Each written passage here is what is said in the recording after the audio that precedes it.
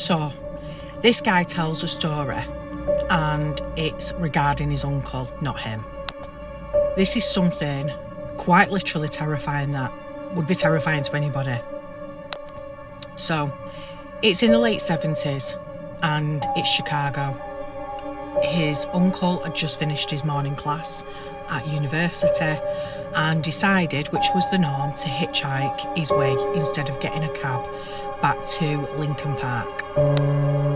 So obviously when you think of someone hitchhiking, you're thinking, well, are they kind of putting themselves at harm's way?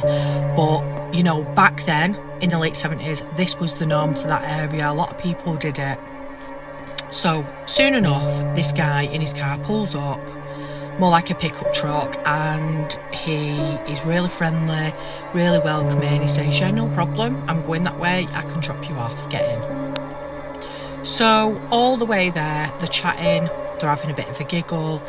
He explains, you know, the guy's really nice and they're getting along well. That's until when he's supposed to take his turn in to drop him off, he doesn't, and he keeps on going. So obviously sort of makes a light-hearted joke and says, oh, you've just gone past my turn, and if you forgot, you need to turn around, mate, and go back. In that instant, everything for his uncle changed dramatically. When the guy who was driving simply looked at him dead in the eye and said, no, son, you're coming with me. And he explains in that moment the sheer fear and panic that ran through him. So they got to the south side, got to the traffic, and he grabbed hold of the door, unlocked it from the inside and jumped out, and he was gone. So then a whole two years go by from this event, and his uncle is sat with his future auntie, sat in a cafe, having a coffee and a bite to eat.